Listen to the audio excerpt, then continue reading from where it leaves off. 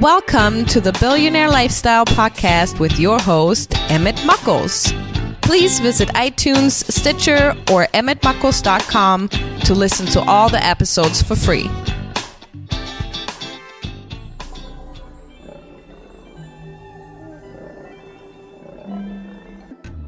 Ladies and gentlemen, welcome to the Billionaire Lifestyle Podcast. I am your host, that guy, named after my father, who's named after his father, Emmett Muckles. Spelled him differently, though. Today, my guest is a returning guest. I'm going to give it to you like this. Sometimes you meet somebody and they light a match, they bring it over to you, they light your wick, and you take off. Sasha Laghonh is my friend. How are you? Hi, Emmett. Thank you for having me. And what an introduction. I'm blushing. I mean, you have to think about it. You introduced me to was it Mara? Yeah, I think you introduced me to a couple of people at a time when I was starting the Billionaire Lifestyle and I had no traction.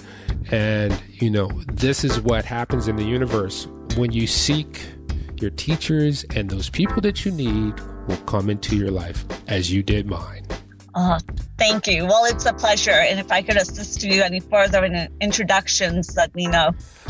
Here's what I want to know, because some people may not have heard that interview. What is your elevator speech? I work as a business and lifestyle strategist, where I go and help individuals and businesses improve their return on investment that transcends beyond money. How do you bring value to the table in your life and in your business?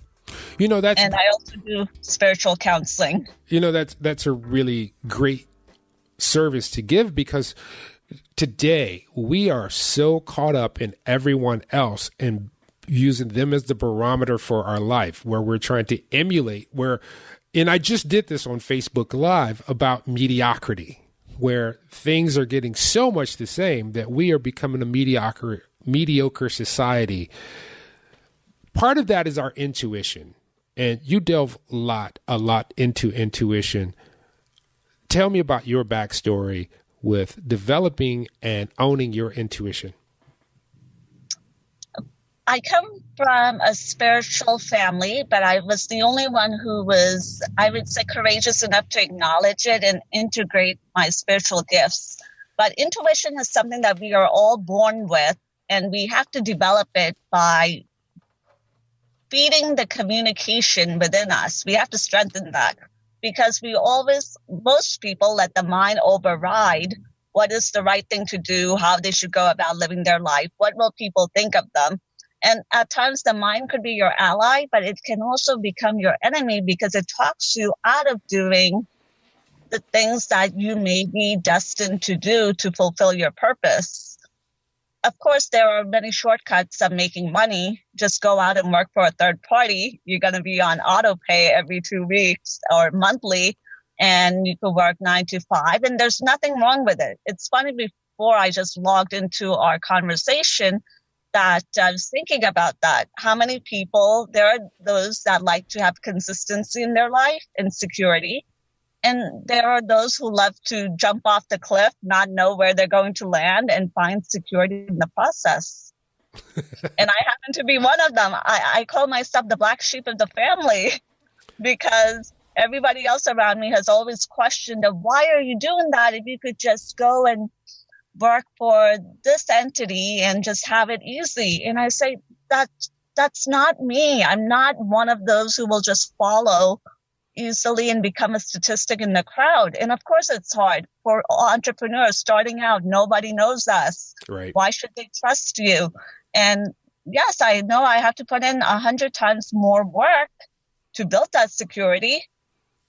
But the feeling that you get from even having one accomplishment validates you that you started off, and don't forget your vision, because a lot of people don't have that vision, whether they work for somebody else or for themselves. And that's why they easily get lost. So sometimes when I'm dense, I tell myself maybe it's a blessing in disguise that I don't compromise too easily in giving up what I believe in. That's awesome. So how do your clients come to you, or where do they find you? I mean, because everybody has a perfect client. Who is your perfect client?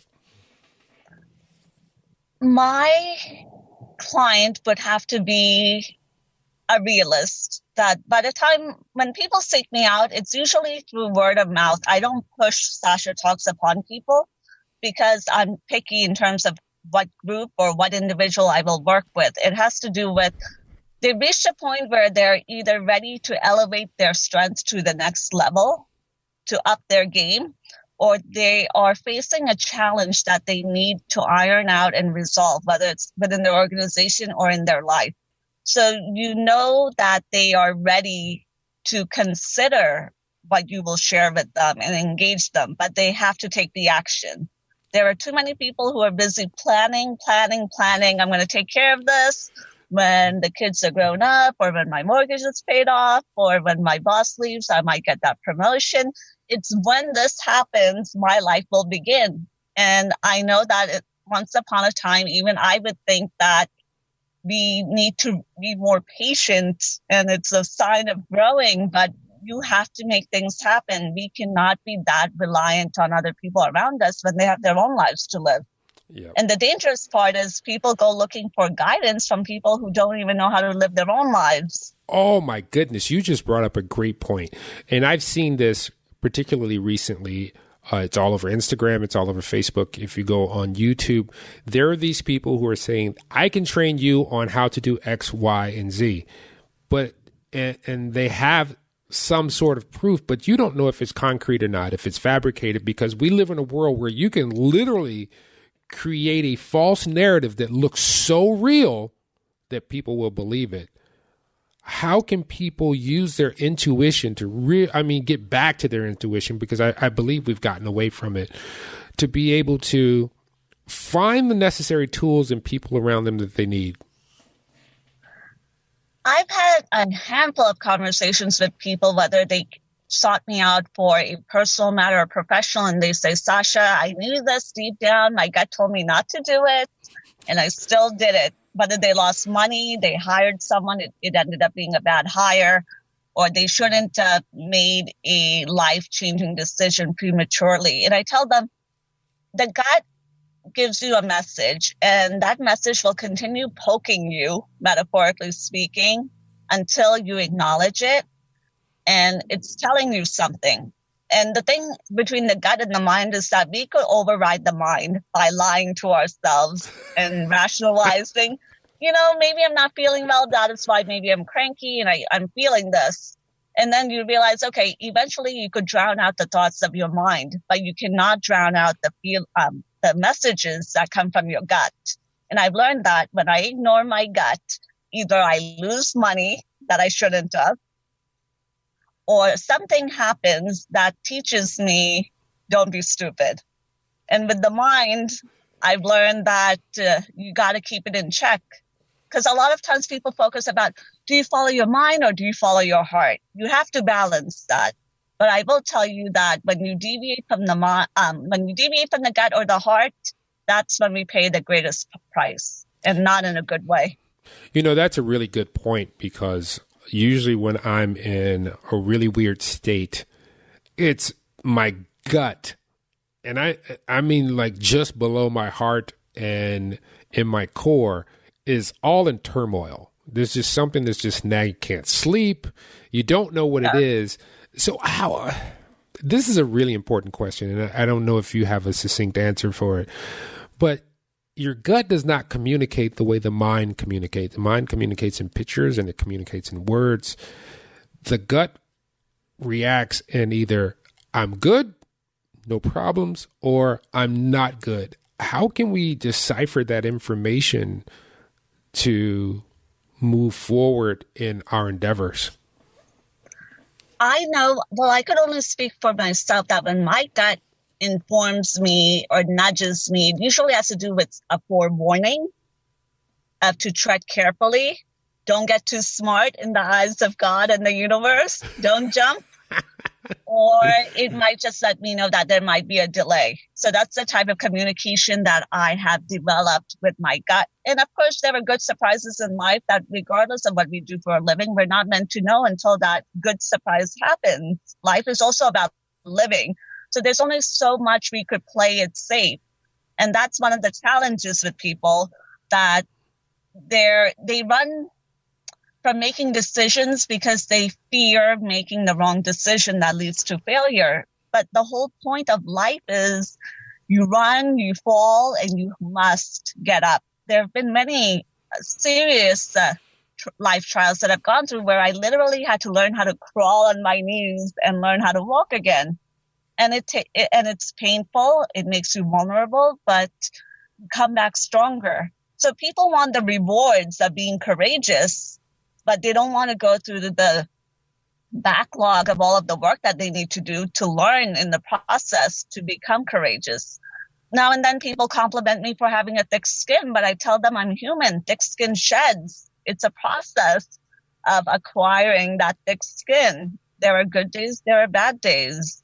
People want shortcuts, and I tell them, listen to your inner self. But it's hard to listen to your inner self if you have too many distractions around you in the form of people telling you what you should be doing with your life, taking the easy shortcut. If you have these things in your life, you're going to be much happier. It's very deceptive to just embrace the prescription of happiness derived from society and run with it. Because how many people go off that checklist and they have the job, they have the family, the big home, and these materialistic things are not bad, but they're tools. And then they are some of the unhappiest people I have ever met in my life. Yeah. Because they don't get it. Yeah, I've been battling this for a couple of years because our society says money, money, money, money, money, money, riches, riches, riches, stuff, stuff, stuff, stuff, stuff. And I've moved in the opposite direction where I want more than I have. And what I mean by that, I want more than I need, so that if something comes up that's outside of the norm, I can take care of it. Outside of that, I don't need untold wealth. I just need to be able to, I want to be able to travel and get to see all the wonderful people of this world, and to have the necessary things that, are about life. Oftentimes I get people say, hey, you live a great life. And they're like, how can I make money like you? I'm like, it's not about money, actually. It's about knowing what you want, A, and B, being happy where you are. Because if you don't have the gratitude, then you can't move forward. Are you finding that you're having to teach lessons like this to people, like start at the basics? Yes, most of the time. And the gratitude aspect of it, I started integrating it into my life a few years ago, where every day I do the gratitude journal. And I also integrate the forgiveness that I started incorporating about a year and a half ago, that at the end of the day, I forgive at least one person, thing, or opportunity. And in the beginning, when I started, I said, how am I going to do that? That's a lot of things to forgive. And it is shocking and mind-blowing that after 2 weeks of doing it, there was one day I just woke up and it was like all of the poison ran out of me. And I said, I'm not even going to count how many things I forgave. And I do it every day. And I really believe when you genuinely let go, not lip service, you don't even remember what you think may have wronged you or crossed you or made you uncomfortable, because you have let go. And the funny part is, what happens if you forgave them and the next morning you feel as no, they still owe me an apology? And I tell those people, including some people in my life, that you keep on forgiving them every day until your body, every cell in your body believes it.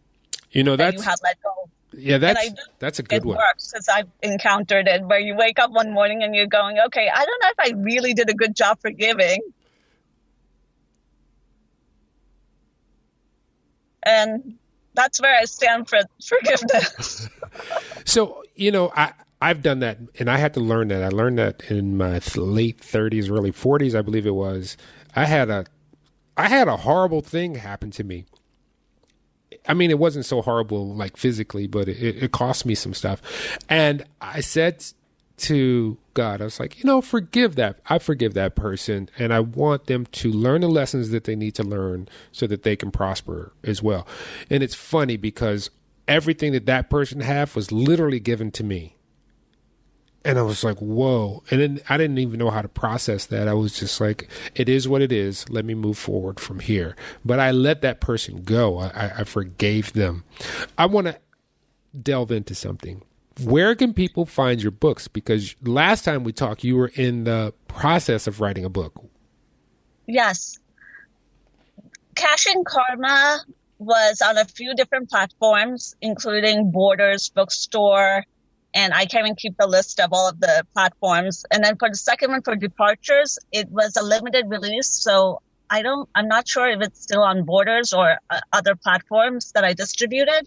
Mm-hmm. So if people are interested, I highly encourage them to go through sashatalks.com, because while I was writing the books, there were third-party publishing houses that approached me. And again, going back to intuition and your gut feeling, my gut told me that you will know which book to partner up with a publishing house and distribute it. So not only am I an independent author, I also am willing to share my books on different platforms. Long story short, sashatalks.com. Yeah, because I was looking for it on Amazon, and I was like, you are nowhere on Amazon. I was like, this woman is like Prince.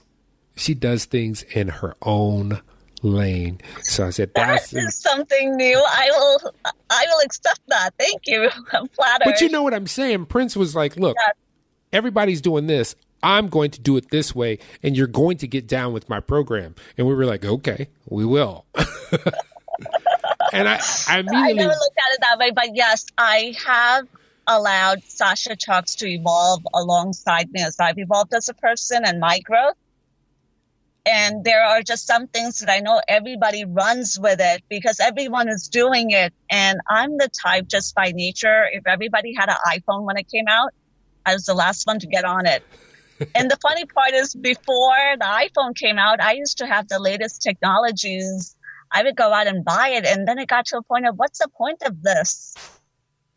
I used to spend money on all of those things, and I know now I do it, but I do it for the right reasons, not just to say I have it. Oh, that was so important. You said do it for the right reason, because we are mindlessly programmed by our environment, which means the things that are entering our eyeballs, the things that are entering our ears, and things that are entering our skin through vibration that are influencing us to perform a specific task. And many people can't nullify that. I hadn't turned on the TV in about a week and a half, and this is bad for me.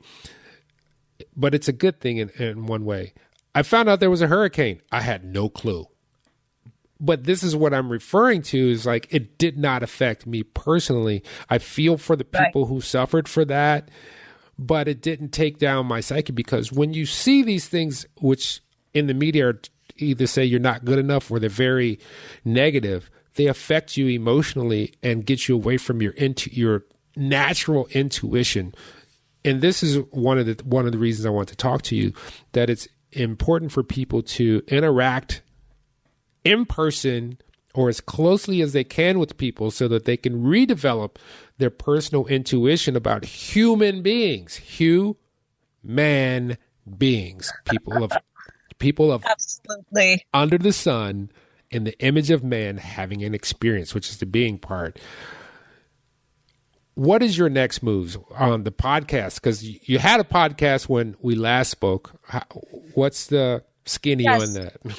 So Moving Mountains with Sasha is still being rolled out. I'm pacing myself because I'm also writing my third book, which is Sermons from the Heart. And I also rolled out Cashing Karma Trucks. Karma Trucks is where people write to me through sashatalks.com, or they cross paths with me and they ask me questions about whether it's spirituality, my lifestyle, or business, my thoughts on it. So I pick a question, answer it in about usually within 5 to 8 minutes. And I love that you brought up mediocrity, because I had a 5-minute rant on mediocrity on Karma Trucks.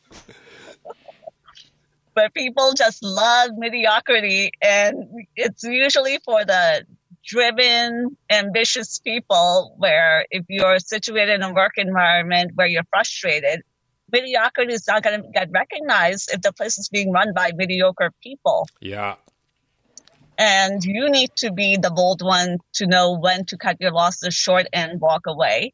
It could be even in personal relationships where everyone loves you when things are just in status quo, but all of a sudden, when things are going well for you, it starts making other people around you uncomfortable. And then you realize that maybe these friends are just the fleeting friends that you have, or the fleeting contacts, because it takes a lot. And I've learned the hard way that as we rise, we can't carry everybody with us in our backpack. So you need to start reassessing what's in your backpack as you start climbing that mountain. And sometimes we got to drop that weight. I know it sounds harsh. I'm going to make you uncomfortable now. You ready? Sure. I know I make people uncomfortable. So here's your chance. You are a visually stunning human being. Yet, you will only find one or two representations of the physical entity of you online. What the heck? You mean I have very limited pictures of me? Yes, you have very limited pictures. And I've seen you. And I'm like, oh my God, why isn't she like plastered? I mean, you could literally be a model. And I'm like, she shies away from the camera. Is that just your humility that you have? Well, you've been very kind to me when you got to see me today. But I also told you, this is how I look on a okay day when I'm out and about running errands. That's what I'm saying. I'm like, you're up here, even like you probably come out the gym and you're still up here. And you're like, nah, I'm good. So sometimes, depending on what type of environments I frequent in, I'm mindful of, being more mindful and more demure and I don't know if I'm demure, but more modest in my presentation. You know what? That's actually a really good trait that should be promoted, which is humility, which I find our society is really getting away from. We're getting away from this humbleness, and we've gravitated toward the me. And it's, we were in that in the 80s. It was the me generation, but we're coming back in that level in this modern time, except it's so much more extravagant. And it's because people want attention from the outside versus knowing what's on the inside and moving out. Have you seen similar activities in the world? One thing I've noticed, especially in the past 3-4 years, and this has been going on for at least the last 2 decades, but now people are more vocal about it, that they're gravitating towards the spiritual realm or finding some sort of balance in their own way. And everybody finds their own calling or their inner peace by going about their own rituals and participating in the world. And I feel at the same token, the world is becoming more polarizing. Those that love their things are going to cling to their things no matter what, and look at the other people on the other spectrum as let them do their pokey. And the ones that are more balanced still have a sense of self and coexist in this man-made world. Yeah. And part of the billionaire lifestyle for me, this is the selfishness part of me. It's just, I literally wanted to talk to people like you, people that I had no connection with physically or conversationally prior, and get to know people who are nowhere near my zip code or area code. And that is manifesting, but the one thing that I realize that most people have taken for granted is, or they seem to forget, that when they want something, they have to act upon it. They have to perform an action. Yes. The mind is a powerful thing and it will attract things to you. But when it gets there, or right before it gets there, you might have to take a step or two forward towards that thing. And people just don't want to seem to do that. Are you helping people with that as well, taking action? The whole idea of manifestation is not only that we think about it, because it's also metaphorically speaking in terms of belief. And I tell people that when I talk about beliefs, it doesn't have to do with religion. It has to do with how do you perceive yourself, your self-esteem. What are your values? Because if you really hold your values true and you know yourself that no matter how many hurricanes come around you, nothing's going to knock you down in terms of your vision. Not only do you think about it, you have to believe in it. And that's one thing that at times people lack. They don't believe in what they want. Are they not deserving of it? Or are you not willing to take that one step that has to do with action? And action means that things are going to go well or things are not going to go well. It says, I want everything to fall into my lap. I don't even want to walk out of my door. I just want that guarantee. And people act as they want that guarantee from life. And you and I both know there are no guarantees. If we wake up the next day, that itself is a blessing to be grateful for. And everything that happens from that moment till we go back to bed. Yeah, that's true. I heard this thing about this near-death experience. And this person was saying, I was in this realm. And they asked the question about why didn't I have this? And they said, the being that they were conversing with said, you got the most precious thing. You got a life. It was yours. You have free will to do with it what you want. You got a life. A lot of entities don't get that kind of life. And that blew me away in that simple statement. Like, you have a life. It's not promised any particular way. It's up to you because we're giving you free will as well to make it what you want. Yes, and that is what I often comment on in some of my spiritual talks, that the greatest gift that we have is free will. And free will is what will also take us on those life detours, relationships and business, and God knows where I started and where I'm going to end up. But that's the beauty of free will, that it allows us to change our conditions. But we have to be careful. Even though conditions may be transient and temporary, great things could go bad. But bad things could also resurrect and come out for the better. Awesome. So where can everybody reach you, Sasha? People are welcome to drop by sashatalks.com, click on the contact page, drop me a line, and if you have questions, I will feature you on Karma Trucks.